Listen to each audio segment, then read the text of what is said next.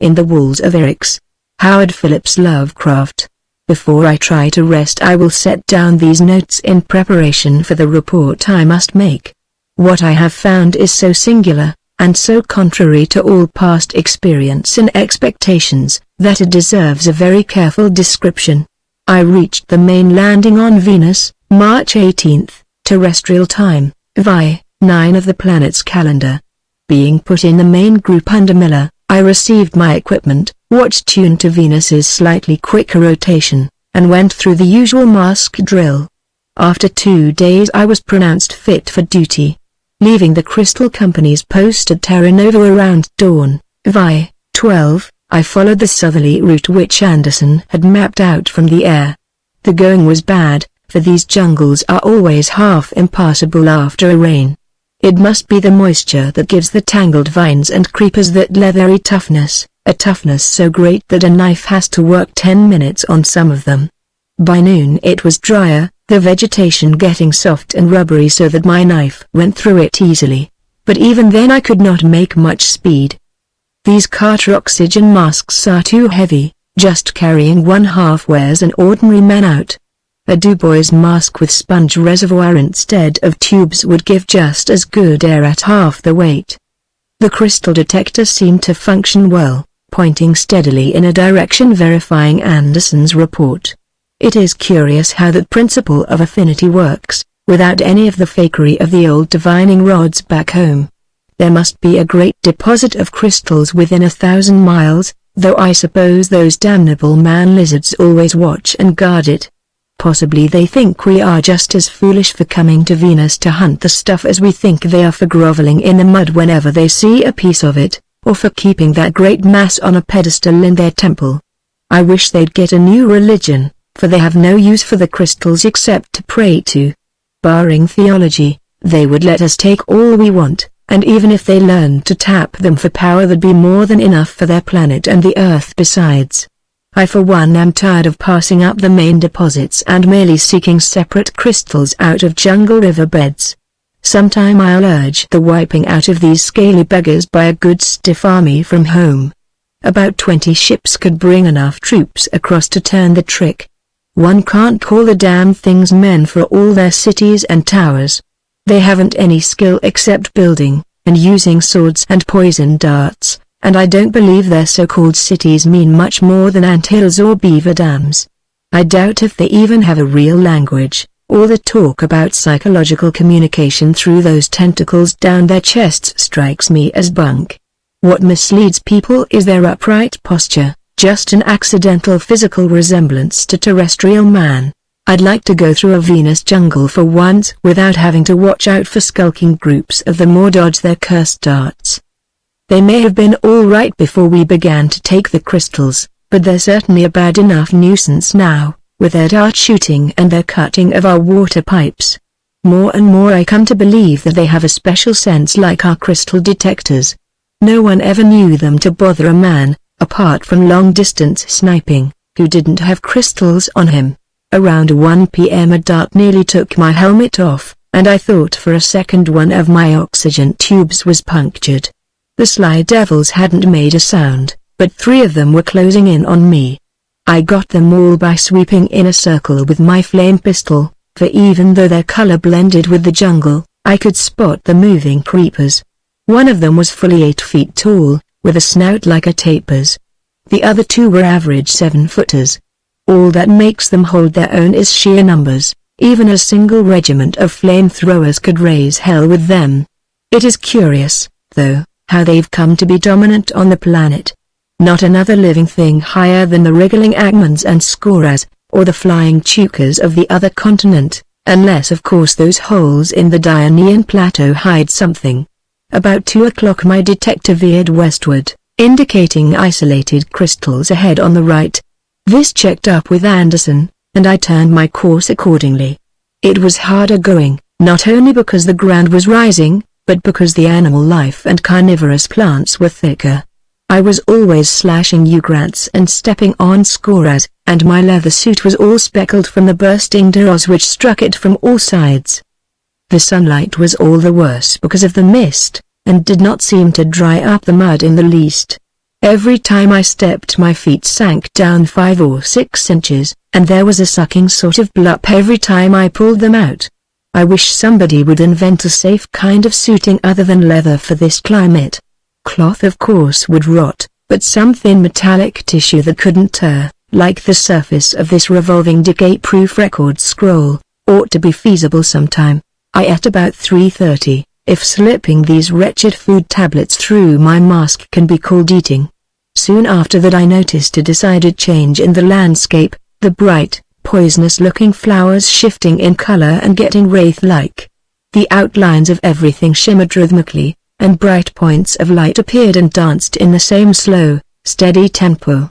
After that the temperature seemed to fluctuate in unison with a peculiar rhythmic drumming. The whole universe seemed to be throbbing in deep, regular pulsations that filled every corner of space and flowed through my body and mind alike. I lost all sense of equilibrium and staggered dizzily, nor did it change things in the least when I shut my eyes and covered my ears with my hands. However, my mind was still clear, and in a very few minutes I realized what had happened. I had encountered at last one of those curious mirage plants about which so many of our men told stories. Anderson had warned me of them, and described their appearance very closely: the shaggy stalk, the spiky leaves, and the mottled blossoms whose gaseous, dream-breeding exhalations penetrate every existing make of mask. Recalling what happened to Bailey 3 years ago, I fell into a momentary panic, and began to dash and stagger about in the crazy, chaotic world which the plant's exhalations had woven around me. Then good sense came back, and I realized all I need do was retreat from the dangerous blossoms, heading away from the source of the pulsations, and cutting a path blindly, regardless of what might seem to swirl around me, until safely out of the plant's effective radius. Although everything was spinning perilously, I tried to start in the right direction and hack my way ahead. My route must have been far from straight, for it seemed hours before I was free of the mirage plant's pervasive influence. Gradually the dancing lights began to disappear, and the shimmering spectral scenery began to assume the aspect of solidity. When I did get wholly clear I looked at my watch and was astonished to find that the time was only 4:20. Though eternities had seemed to pass, the whole experience could have consumed little more than a half hour. Every delay, however, was irksome, and I had lost ground in my retreat from the plant. I now pushed ahead in the uphill direction indicated by the crystal detector, bending every energy toward making better time. The jungle was still thick, though there was less animal life. Once a carnivorous blossom engulfed my right foot and held it so tightly that I had to hack it free with my knife, reducing the flower to strips before it let go. In less than an hour I saw that the jungle growths were thinning out, and by 5 o'clock, after passing through a belt of tree ferns with very little underbrush, I emerged on a broad mossy plateau. My progress now became rapid, and I saw by the wavering of my detector needle that I was getting relatively close to the crystal I sought. This was odd, for most of the scattered, egg-like spheroids occurred in jungle streams of a sort not likely to be found on this treeless upland. The terrain sloped upward, ending in a definite crest. I reached the top about 5:30 and saw ahead of me a very extensive plain with forests in the distance. This, without question, was the plateau mapped by Matsugawa from the air 50 years ago, and called on our maps Eryx or the Erycinian highland. But what made my heart leap was a smaller detail, whose position could not have been far from the plain's exact center. It was a single point of light, blazing through the mist and seeming to draw a piercing, concentrated luminescence from the yellowish, vapor-dulled sunbeams. This, without doubt, was the crystal I sought, a thing possibly no larger than a hen's egg, yet containing enough power to keep a city warm for a year. I could hardly wonder, as I glimpsed the distant glow, that those miserable man-lizards worship such crystals. And yet they have not the least notion of the powers they contain. Breaking into a rapid run, I tried to reach the unexpected prize as soon as possible, and was annoyed when the firm moss gave place to a thin, singularly detestable mud studded with occasional patches of weeds and creepers. But I splashed on heedlessly, scarcely thinking to look around for any of the skulking man-lizards. In this open space I was not very likely to be waylaid. As I advanced, the light ahead seemed to grow in size and brilliancy, and I began to notice some peculiarity in its situation. Clearly, this was a crystal of the very finest quality, and my elation grew with every spattering step. It is now that I must begin to be careful in making my report, since what I shall henceforward have to say involves unprecedented, though fortunately verifiable, matters.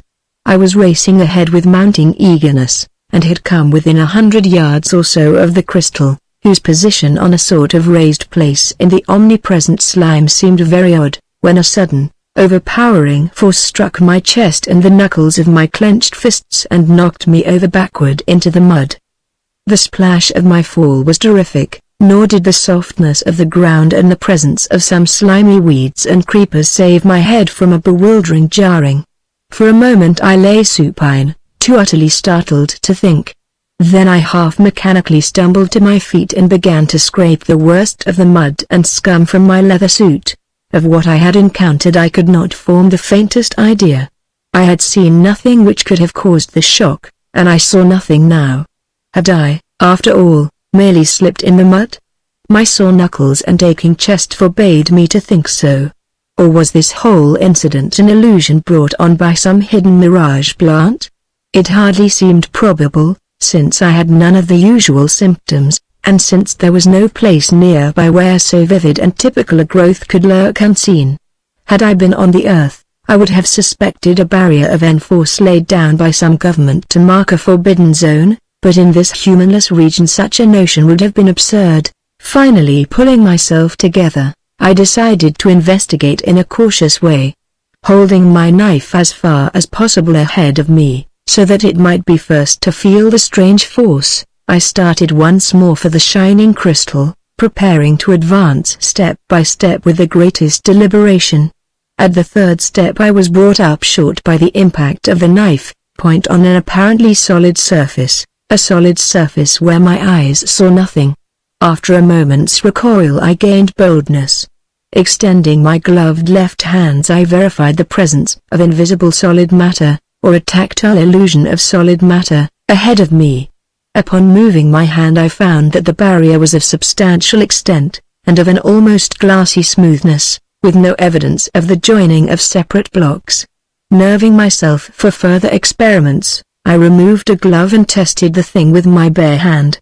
It was indeed hard and glassy, and of a curious coldness as contrasted with the air around. I strained my eyesight to the utmost in an effort to glimpse some trace of the obstructing substance, but could discern nothing whatsoever. There was not even any evidence of refractive power as judged by the aspect of the landscape ahead. Absence of reflective power was proved by the lack of a glowing image of the sun at any point. Burning curiosity began to displace all other feelings, and I enlarged my investigations as best I could. Exploring with my hands, I found that the barrier extended from the ground to some level higher than I could reach, and that it stretched off indefinitely on both sides. It was, then, a wall of some kind, though all guesses as to its materials and its purpose were beyond me.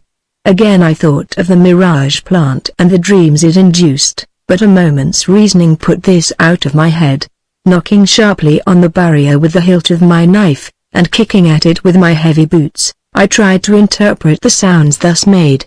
There was something suggestive of cement or concrete in these reverberations, though my hands had found the surface more glassy or metallic in feel. Certainly, I was confronting something strange beyond all previous experience. The next logical move was to get some idea of the wall's dimensions. The height problem would be hard, if not insoluble, but the length and shape problem could perhaps be sooner dealt with. Stretching out my arms and pressing close to the barrier, I began to edge gradually to the left, keeping very careful track of the way I faced. After several steps I concluded that the wall was not straight, but that I was following part of some vast circle or ellipse. And then my attention was distracted by something wholly different, something connected with the still distant crystal which had formed the object of my quest. I have said that even from a great distance the shining object's position seemed indefinably queer, on a slight mound rising from the slime. Now, at about 100 yards, I could see plainly despite the engulfing mist just what that mound was. It was the body of a man in one of the Crystal Company's leather suits, lying on his back, and with his oxygen mask half buried in the mud a few inches away. In his right hand, crushed convulsively against his chest, was the crystal which had led me here, a spheroid of incredible size, so large that the dead fingers could scarcely close over it. Even at the given distance I could see that the body was a recent one. There was little visible decay, and I reflected that in this climate such a thing meant death not more than a day before. Soon the hateful Farnath flies would begin to cluster about the corpse. I wondered who the man was. Surely no one I had seen on this trip. It must have been one of the old-timers absent on a long roving commission, who had come to this especial region independently of Anderson's survey. There he lay, past all trouble, and with the rays of the great crystal streaming out from between his stiffened fingers. For fully 5 minutes I stood there staring in bewilderment and apprehension.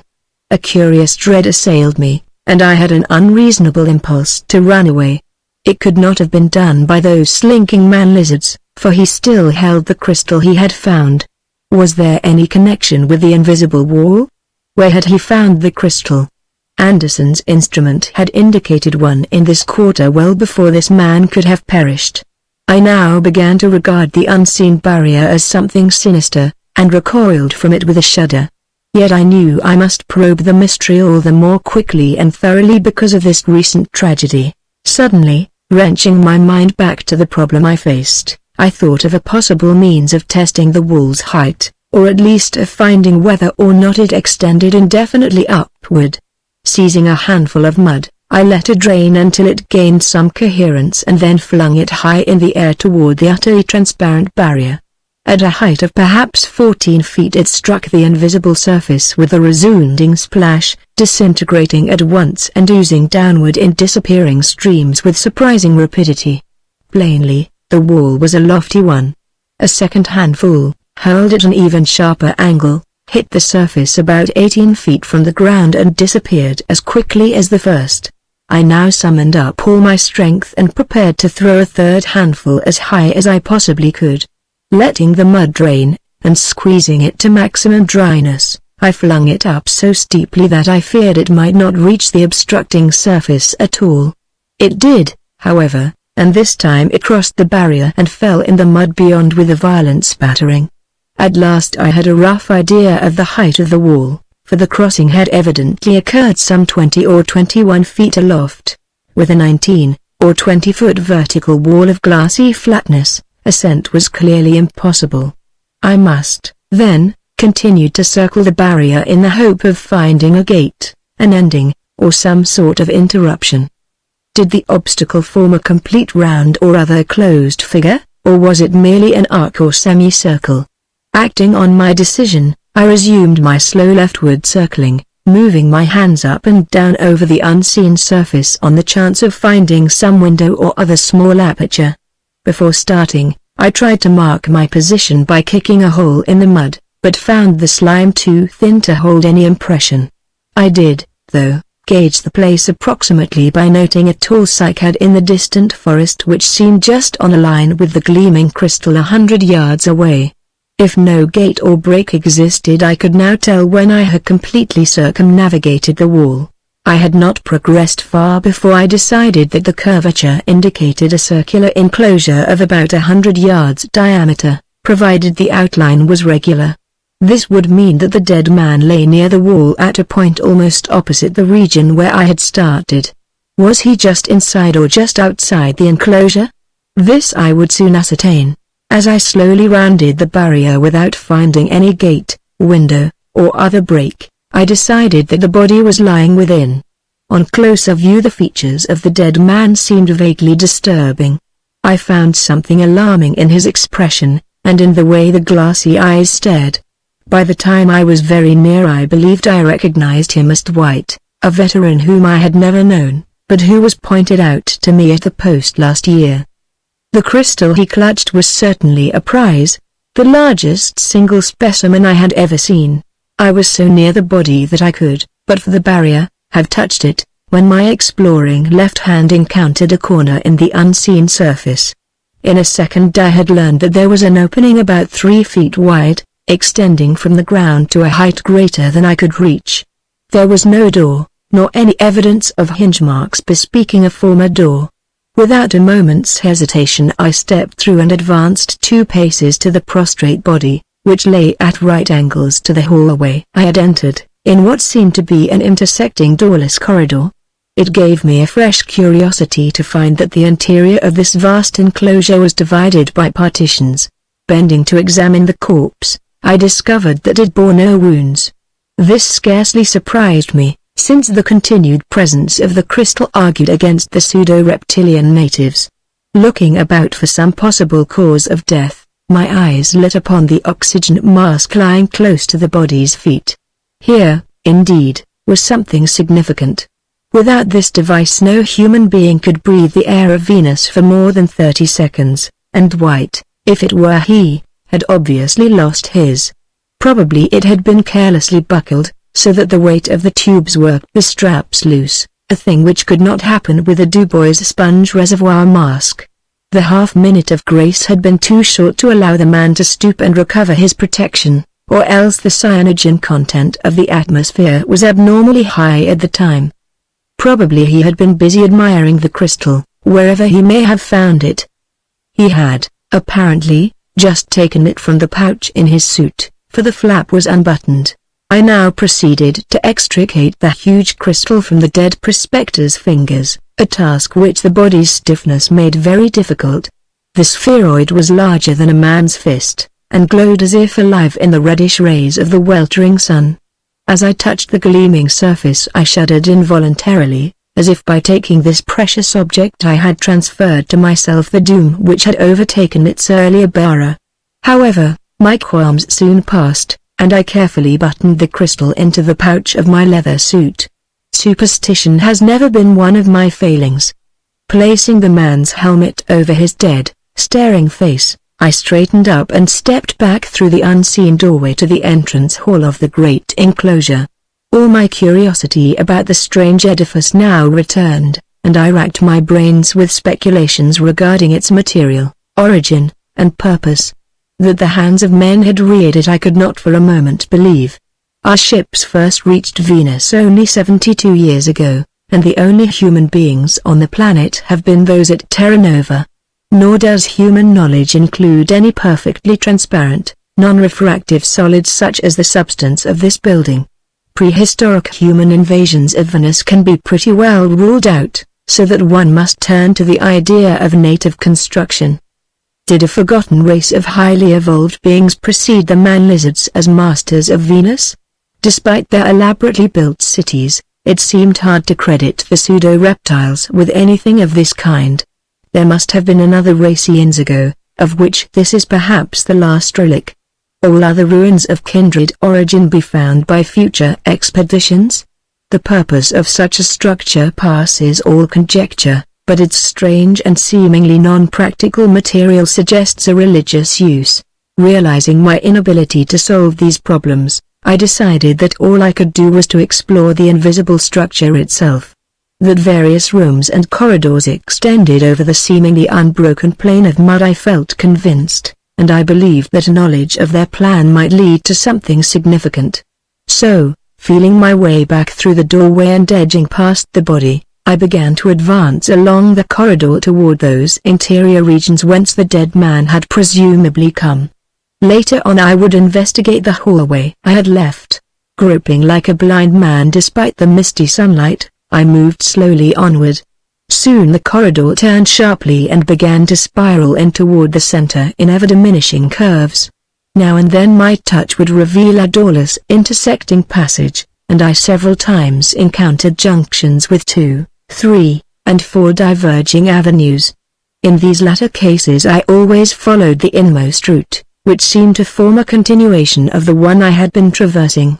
There would be plenty of time to examine the branches after I had reached and returned from the main regions. I can scarcely describe the strangeness of the experience, threading the unseen ways of an invisible structure reared by forgotten hands on an alien planet. At last, still stumbling and groping, I felt the corridor end in a sizable open space. Fumbling about, I found I was in a circular chamber about 10 feet across, and from the position of the dead man against certain distant forest landmarks I judged that this chamber lay at or near the center of the edifice. Out of it opened 5 corridors besides the one through which I had entered, but I kept the latter in mind by sighting very carefully past the body to a particular tree on the horizon as I stood just within the entrance. There was nothing in this room to distinguish it, merely the floor of thin mud which was everywhere present. Wondering whether this part of the building had any roof, I repeated my experiment with an upward-flung handful of mud, and found at once that no covering existed. If there had ever been one, it must have fallen long ago, for not a trace of debris or scattered blocks ever halted my feet. As I reflected, it struck me as distinctly odd that this apparently primordial structure should be so devoid of tumbling masonry, gaps in the walls, and other common attributes of dilapidation. What was it? What had it ever been? Of what was it made?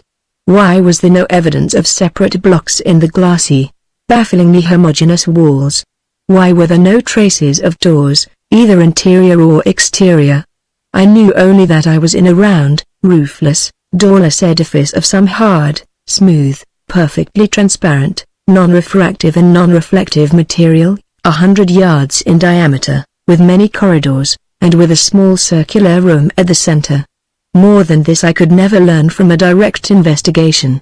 I now observed that the sun was sinking very low in the west, a golden ruddy disk floating in a pool of scarlet and orange above the mist-clouded trees of the horizon. Plainly, I would have to hurry if I expected to choose a sleeping spot on dry ground before dark. I had long before decided to camp for the night on the firm, mossy rim of the plateau near the crest whence I had first spied the shining crystal, trusting to my usual luck to save me from an attack by the man-lizards. It has always been my contention that we ought to travel in parties of 2 or more, so that someone can be on guard during sleeping hours, but the really small number of night attacks makes the company careless about such things. Those scaly wretches seem to have difficulty in seeing at night, even with curious glow torches. Having picked out again the hallway through which I had come, I started to return to the structure's entrance. Additional exploration could wait for another day. Groping a course as best I could through the spiral corridors, with only general sense, memory, and a vague recognition of some of the ill-defined weed patches on the plain as guides, I soon found myself once more in close proximity to the corpse.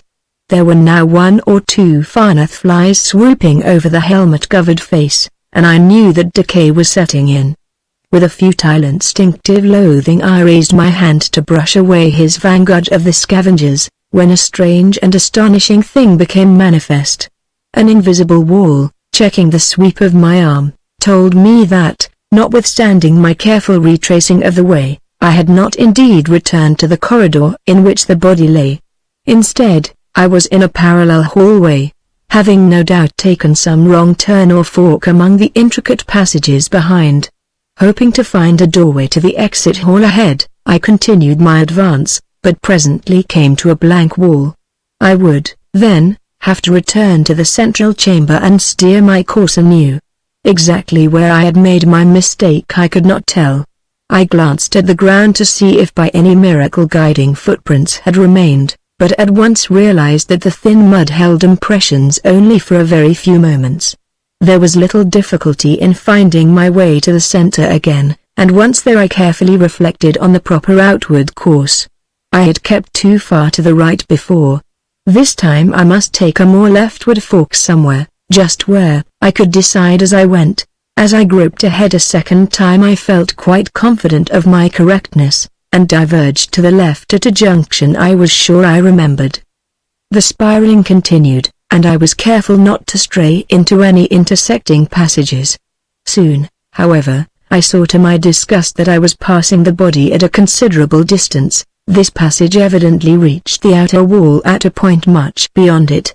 In the hope that another exit might exist in the half of the wall I had not yet explored, I pressed forward for several paces, but eventually came once more to a solid barrier.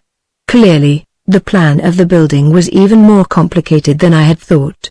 I now debated whether to return to the center again or whether to try some of the lateral corridors extending toward the body. If I chose this second alternative, I would run the risk of breaking my mental pattern of where I was, hence I had better not attempt it unless I could think of some way of leaving a visible trail behind me. Just how to leave a trail would be quite a problem, and I ransacked my mind for a solution. There seemed to be nothing about my person which could leave a mark on anything, nor any material which I could scatter, or minutely subdivide and scatter. My pen had no effect on the invisible wall, and I could not lay a trail of my precious food tablets. Even had I been willing to spare the latter, there would not have been even nearly enough, besides which the small pellets would have instantly sunk from sight in the thin mud.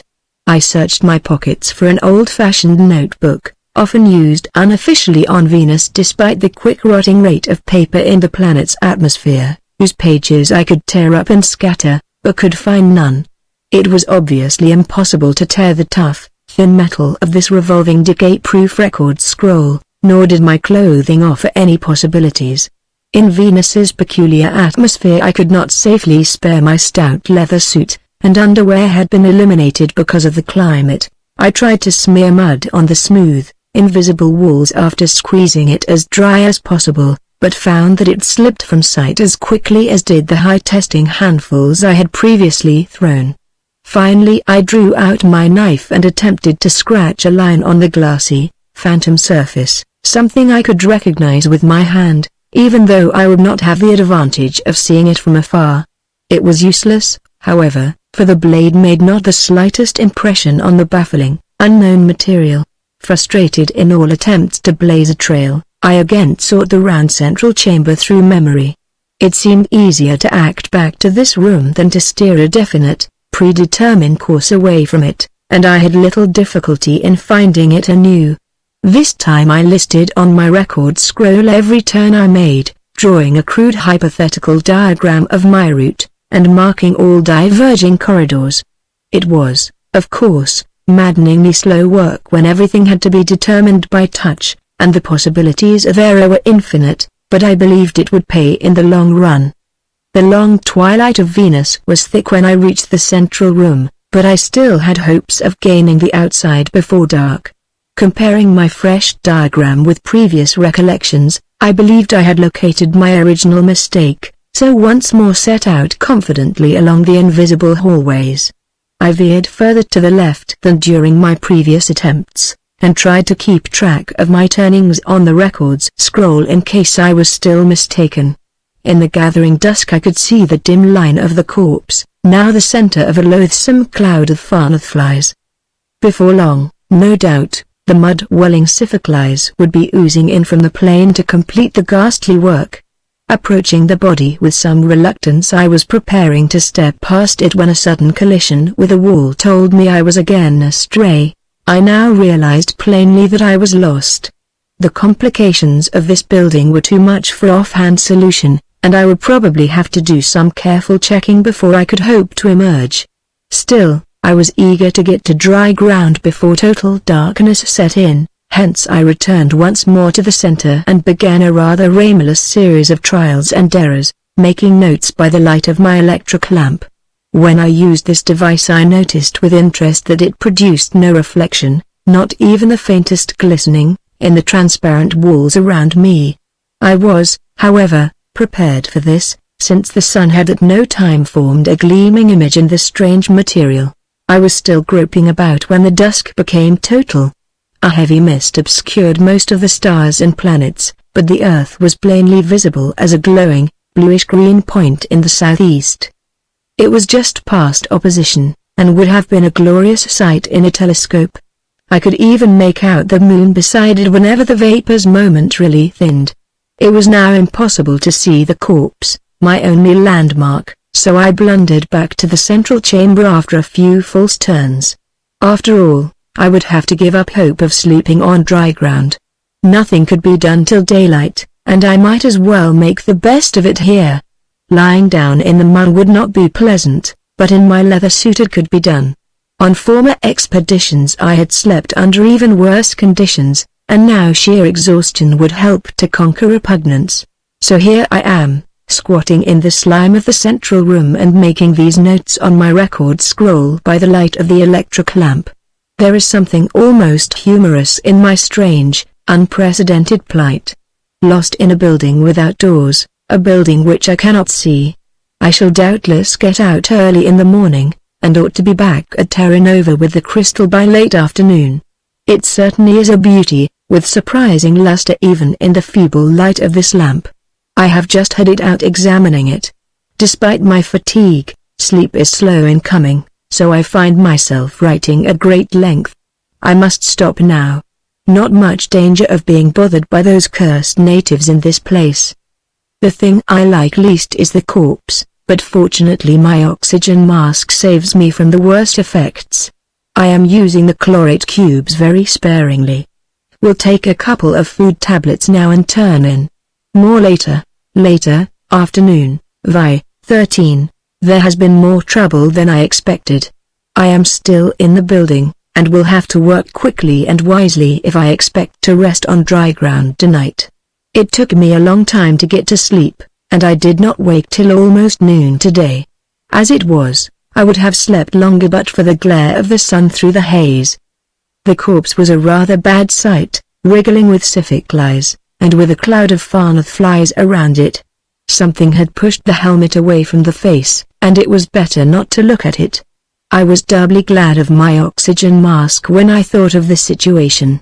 At length I shook and brushed myself dry, took a couple of food tablets, and put a new potassium chlorate cube in the electrolyzer of the mask. I am using these cubes slowly, but wish I had a larger supply. I felt much better after my sleep, and expected to get out of the building very shortly. Consulting the notes and sketches I had jotted down, I was impressed by the complexity of the hallways, and by the possibility that I had made a fundamental error. Of the 6 openings leading out of the central space, I had chosen a certain one as that by which I had entered, using a sighting arrangement as a guide.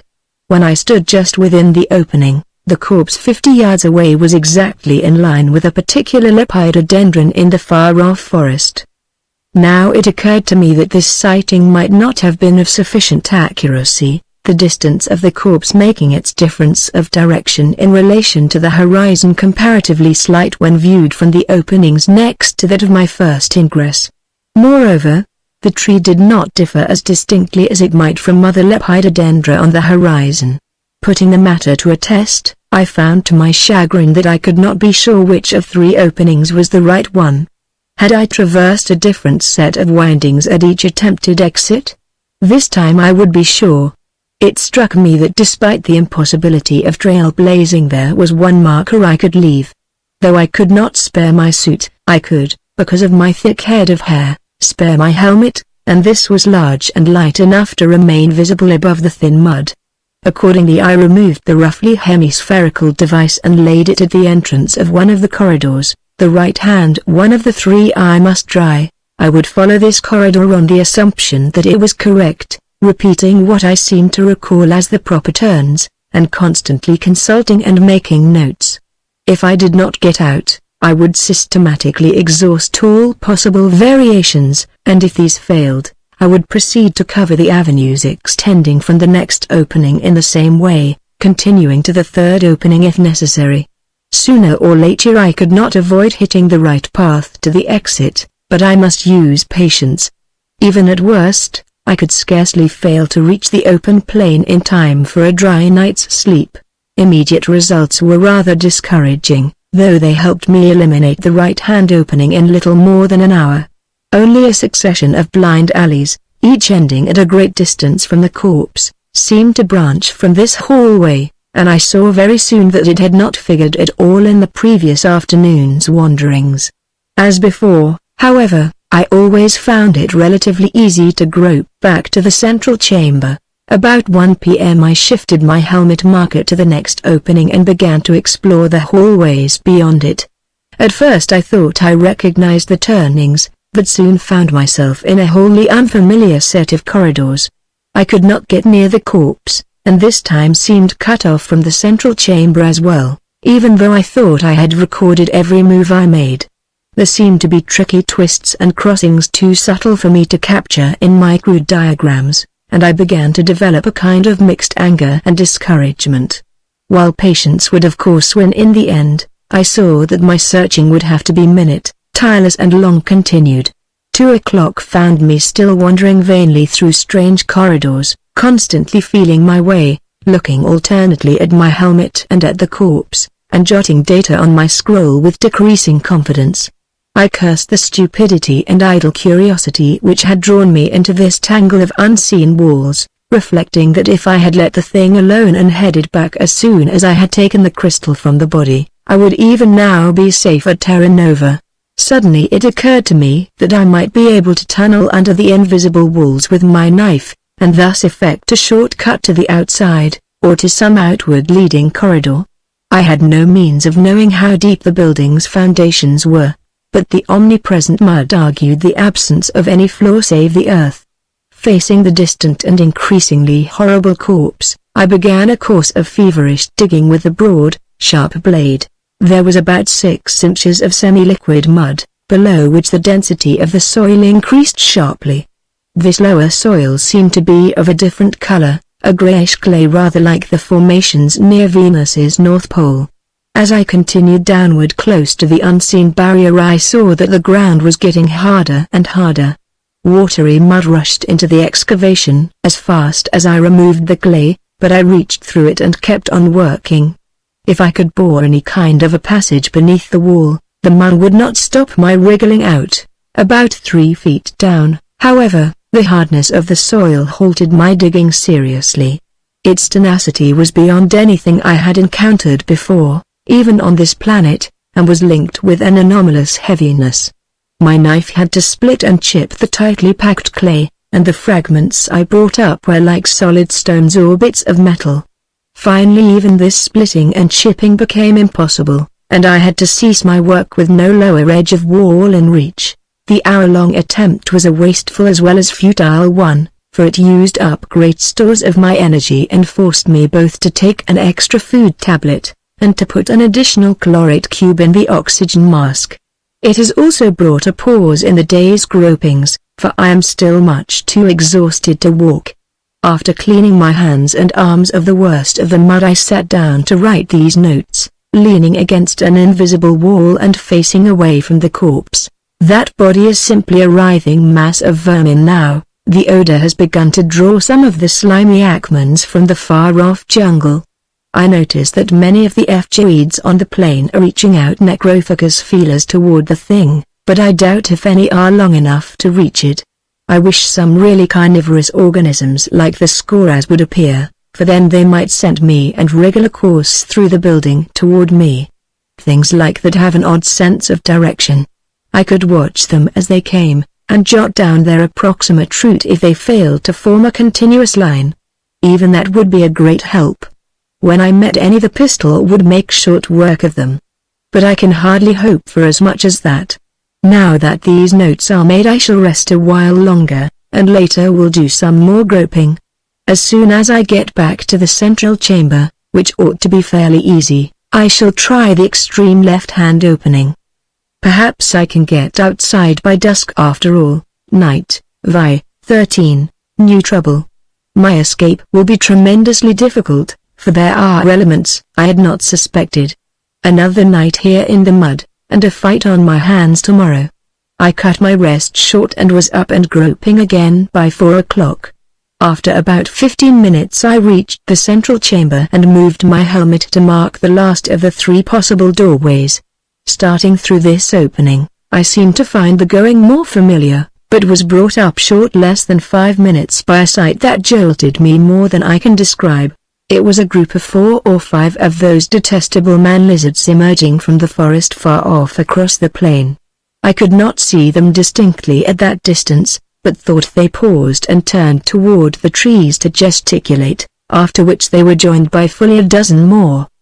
The augmented party now began to advance directly toward the invisible building, and as they approached I studied them carefully.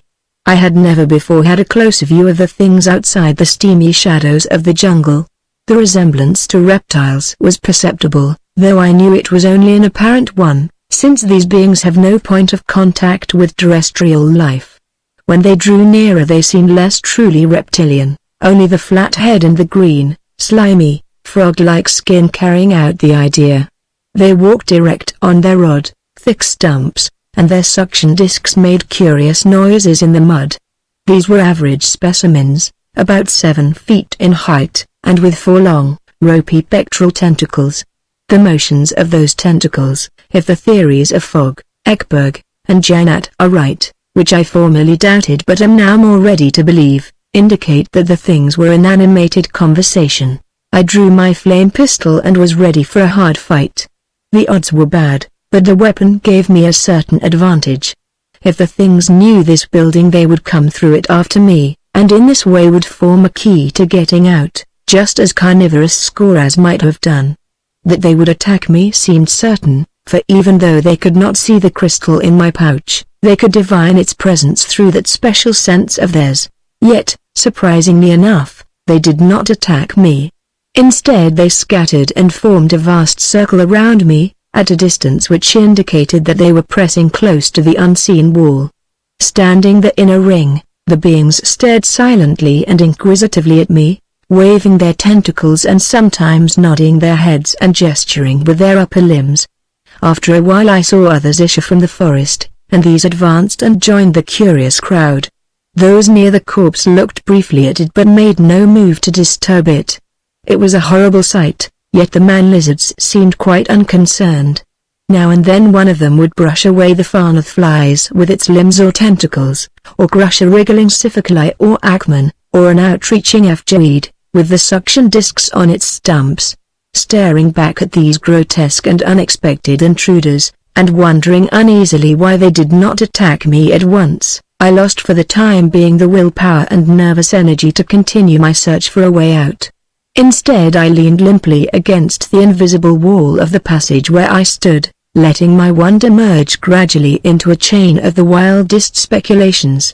100 mysteries which had previously baffled me seemed all at once to take on a new and sinister significance, and I trembled with an acute fear unlike anything I had experienced before. I believed I knew why these repulsive beings were hovering expectantly around me. I believed, too, that I had the secret of the transparent structure at last. The alluring crystal which I had seized, the body of the man who had seized it before me, all these things began to acquire a dark and threatening meaning. It was no common series of mischances which had made me lose my way in this roofless, unseen tangle of corridors. Far from it. Beyond doubt, the place was a genuine maze, a labyrinth deliberately built by these hellish things whose craft and mentality I had so badly underestimated. Might I not have suspected this before, knowing of their uncanny architectural skill? The purpose was all too plain. It was a trap set to catch human beings, and with the crystal spheroid as bait. These reptilian things, in their war on the takers of crystals, had turned to strategy and were using our own cupidity against us. Dwight, if this rotting corpse were indeed he, was a victim. He must have been trapped some time ago, and had failed to find his way out. Lack of water had doubtless maddened him, and perhaps he had run out of chlorate cubes as well. Probably his mask had not slipped accidentally after all. Suicide was a likelier thing. Rather than face a lingering death, he had solved the issue by removing the mask deliberately and letting the lethal atmosphere do its work at once. The horrible irony of his fate lay in his position, only a few feet from the saving exit he had failed to find. 1 minute more of searching and he would have been safe. And now I was trapped as he had been. Trapped, and with this circling herd of curious starers to mock at my predicament. The thought was maddening, and as it sank in I was seized with a sudden flash of panic which set me running aimlessly through the unseen hallways.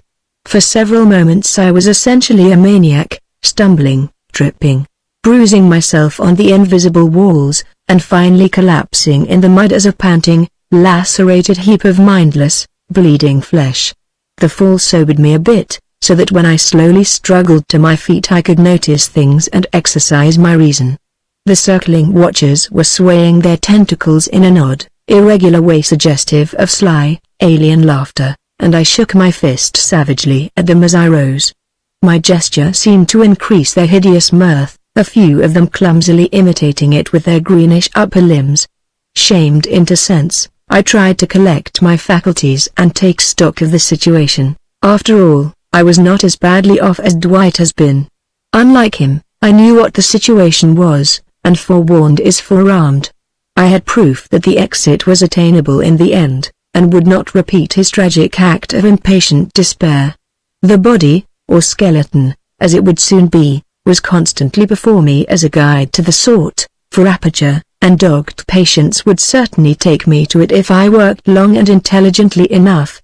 I had, however, the disadvantage of being surrounded by these reptilian devils. Now that I realized the nature of the trap, whose invisible material argued a science and technology beyond anything on Earth, I could no longer discount the mentality and resources of my enemies.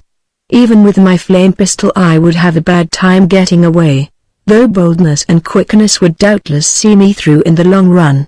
But first I must reach the exterior, unless I could lure or provoke some of the creatures to advance toward me. As I prepared my pistol for action and counted over my generous supply of ammunition, it occurred to me to try the effect of its blasts on the invisible walls. Had I overlooked a feasible means of escape? There was no clue to the chemical composition of the transparent barrier, and conceivably it might be something which a tongue of fire could cut like cheese. Choosing a section facing the corpse, I carefully discharged the pistol at close range and felt with my knife where the blast had been aimed. Nothing was changed. I had seen the flame spread when it struck the surface, and now I realized that my hope had been vain. Only a long, tedious search for the exit would ever bring me to the outside. So, swallowing another food tablet and putting another cube in the electrolyzer of my mask, I recommenced the long quest, retracing my steps to the central chamber and starting out anew. I constantly consulted my notes and sketches, and made fresh ones, taking one false turn after another, but staggering on in desperation till the afternoon light grew very dim. As I persisted in my quest I looked from time to time at the silent circle of mocking stares, and noticed a gradual replacement in their ranks. Every now and then a few would return to the forest, while others would arrive to take their places. The more I thought of their tactics the less I liked them, for they gave me a hint of the creature's possible motives. At any time these devils could have advanced and fought me, but they seemed to prefer watching my struggles to escape. I could not but infer that they enjoyed the spectacle, and this made me shrink with double force from the prospect of falling into their hands. With the dark I ceased my searching, and sat down in the mud to rest. Now I am writing in the light of my lamp, and will soon try to get some sleep. I hope tomorrow will see me out, for my canteen is low, and liquor tablets are a poor substitute for water. I would hardly dare to try the moisture in this slime, for none of the water in the mud regions is potable except when distilled. That is why we run such long pipelines to the yellow clay regions, or depend on rainwater when those devils find and cut our pipes. I have none too many chlorate cubes either, and must try to cut down my oxygen consumption as much as I can. My tunneling attempt of the early afternoon, and my later panic flight, burned up a perilous amount of air.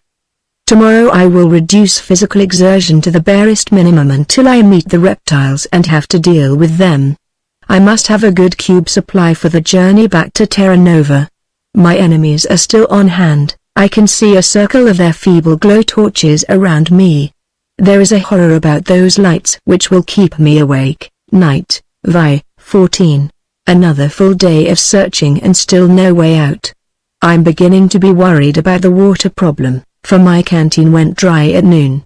In the afternoon there was a burst of rain, and I went back to the central chamber for the helmet which I had left as a marker, using this as a bowl and getting about 2 cupfuls of water. I drank most of it, but have put the slight remainder in my canteen. Liquor tablets make little headway against real thirst, and I hope there will be more rain in the night. I am leaving my helmet bottom up to catch any that falls. Food tablets are none too plentiful, but not dangerously low. I shall halve my rations from now on. The chlorate cubes are my real worry, for even without violent exercise the day's endless tramping burned a dangerous number. I feel weak from my forced economies in oxygen, and from my constantly mounting thirst. When I reduce my food I suppose I shall feel still weaker. There is something damnable, something uncanny, about this labyrinth. I could swear that I had eliminated certain turns through charting, and yet each new trial belies some assumption I had thought established. Never before did I realize how lost we are without visual landmarks. A blind man might do better, but for most of us sight is the king of the senses. The effect of all these fruitless wanderings is one of profound discouragement. I can understand how poor Dwight must have felt. His corpse is now just a skeleton, and the Siphilicles and Acmans and Farnath flies are gone. The Efchan weeds are nipping the leather clothing to pieces, for they were longer and faster growing than I had expected. And all the while those relays of tentacled starers stand gloatingly around the barrier laughing at me and enjoying my misery. Another day and I shall go mad if I do not drop dead from exhaustion. However, there is nothing to do but persevere. Dwight would have got out if he had kept on a minute longer. It is just possible that somebody from Terra Nova will come looking for me before long, although this is only my third day out. My muscles ache horribly, and I can't seem to rest at all lying down in this loathsome mud. Last night, despite my terrific fatigue, I slept only fitfully, and tonight I fear will be no better. I live in an endless nightmare, poised between waking and sleeping, yet neither truly awake nor truly asleep. My hand shakes, I can write no more for the time being. That circle of feeble glow torches is hideous. Late afternoon, Vi, 15. Substantial progress. Looks good. Very weak, and did not sleep much till daylight. Then I dozed till noon, though without being at all rested.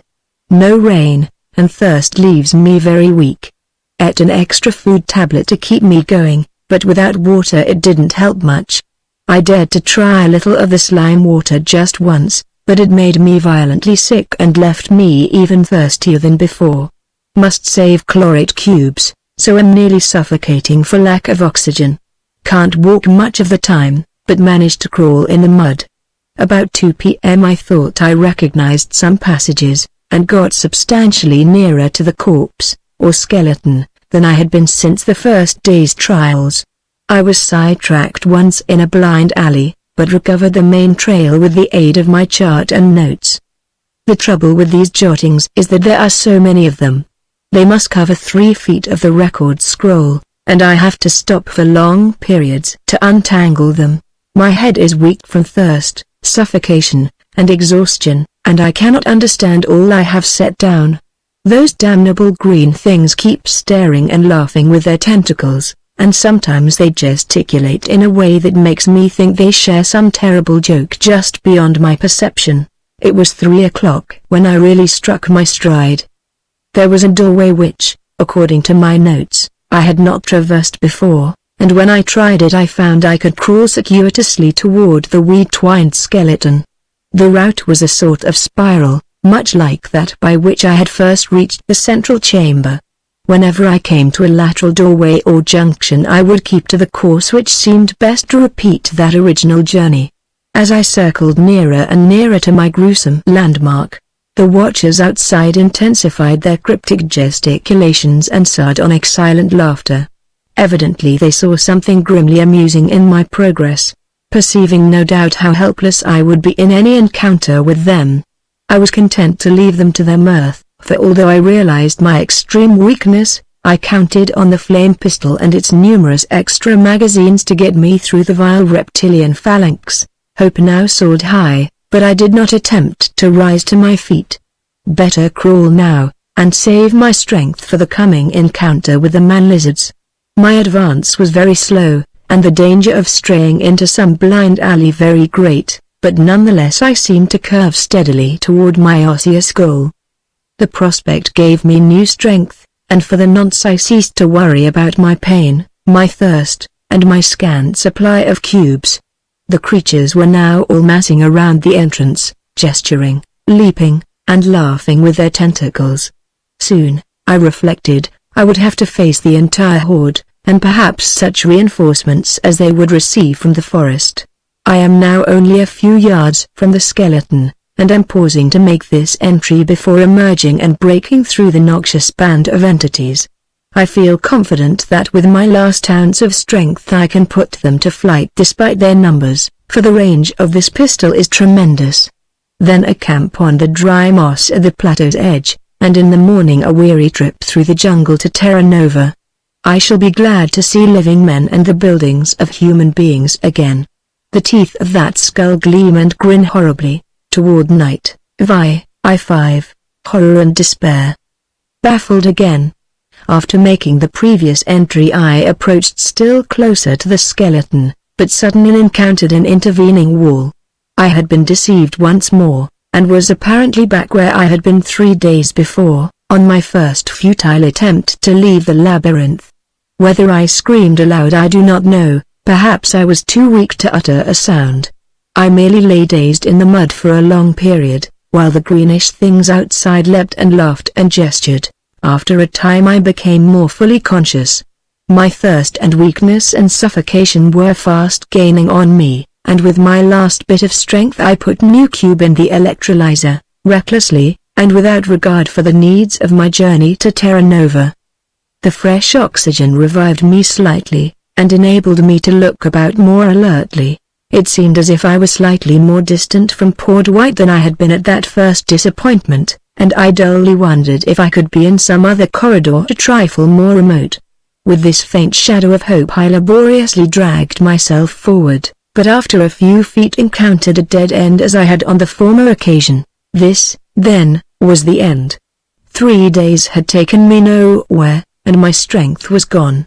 I would soon go mad from thirst, and I could no longer count on cubes enough to get me back. I feebly wondered why the nightmare things had gathered so thickly around the entrance as they mocked me. Probably this was part of the mockery, to make me think I was approaching an egress which they knew did not exist. I shall not last long, though I am resolved not to hasten matters as Dwight did. His grinning skull has just turned toward me, shifted by the groping of one of the FGoids that are devouring his leather suit. The ghoulish stare of those empty eye sockets is worse than the staring of those lizard horrors. It lends a hideous meaning to that dead, white-toothed grin. I shall lie very still in the mud and save all the strength I can. This record, which I hope may reach and warn those who come after me, will soon be done. After I stop writing I shall rest a long while. Then, when it is too dark for those frightful creatures to see, I shall muster up my last reserves of strength and try to toss the record scroll over the wall in the intervening corridor to the plain outside. I shall take care to send it toward the left, where it will not hit the leaping band of mocking beleaguers.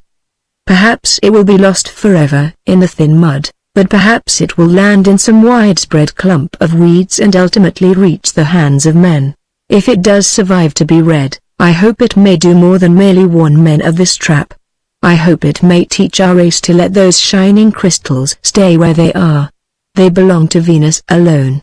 Our planet does not truly need them, and I believe we have violated some obscure and mysterious law, some law buried deep in the arcane of the cosmos, in our attempts to take them. Who can tell what dark, potent, and widespread forces spur on these reptilian things who guard their treasure so strangely? Dwight and I have paid, as others have paid and will pay. But it may be that these scattered deaths are only the prelude of greater horrors to come. Let us leave to Venus that which belongs only to Venus. I am very near death now, and fear I may not be able to throw the scroll when dusk comes.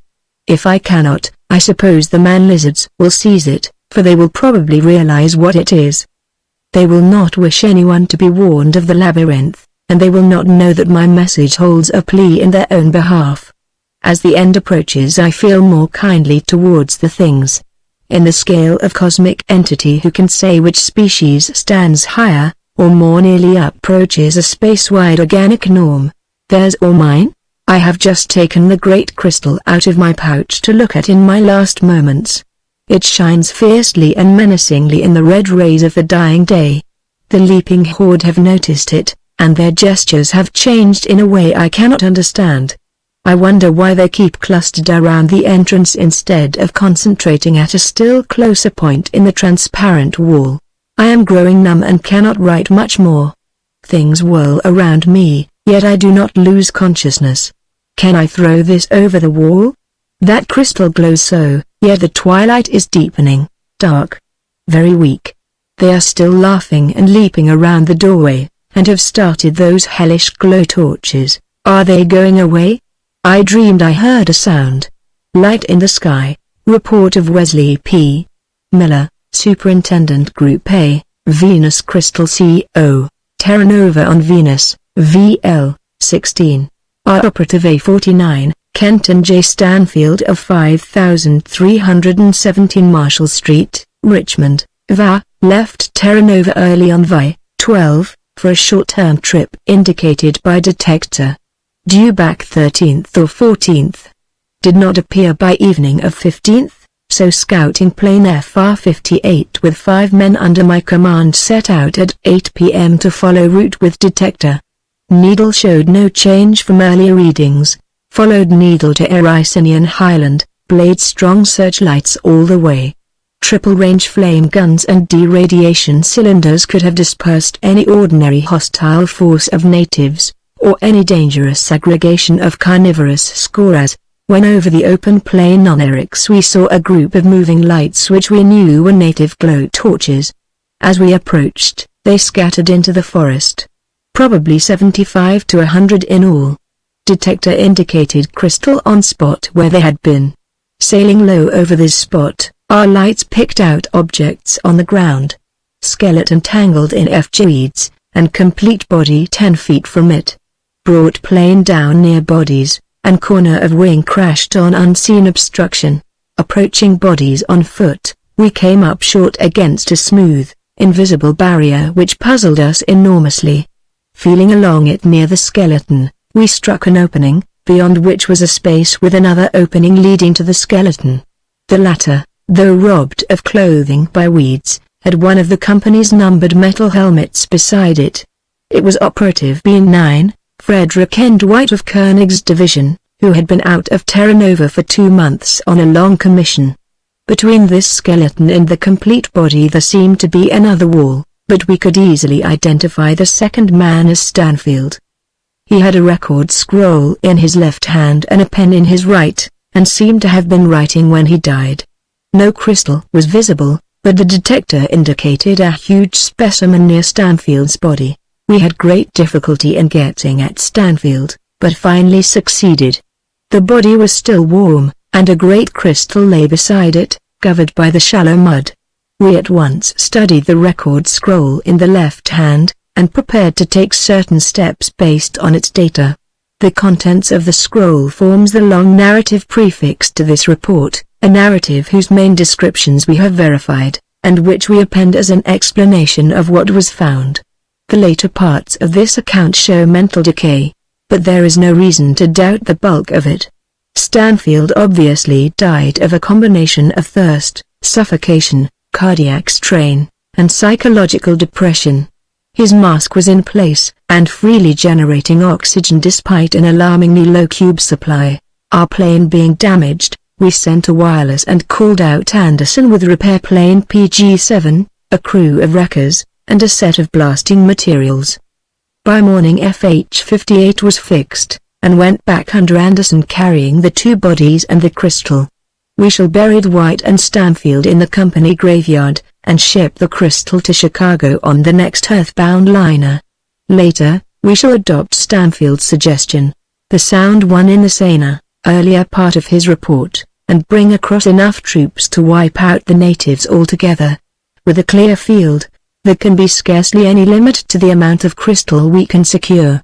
In the afternoon we studied the invisible building or trap with great care, exploring it with the aid of long guiding cords, and preparing a complete chart for our archives. We were much impressed by the design, and shall keep specimens of the substance for chemical analysis. All such knowledge will be useful when we take over the various cities of the natives. Our Type C diamond drills were able to bite into the unseen material, and wreckers are now planting dynamite preparatory to a thorough blasting. Nothing will be left when we are done. The edifice forms a distinct menace to aerial and to possible traffic. In considering the plan of the labyrinth, one is impressed not only with the irony of Dwight's fate, but with that of Stanfield as well. When trying to reach the second body from the skeleton, we could find no access on the right. But Markheim found a doorway from the first inner space some 15 feet past Dwight and 4 or 5 past Stanfield. Beyond this was a long hall which we did not explore till later, but on the right-hand side of that hall was another doorway leading directly to the body. Stanfield could have reached the outside entrance by walking 22 or 23 feet if he had found the opening which lay directly behind him, an opening which he overlooked in his exhaustion and despair.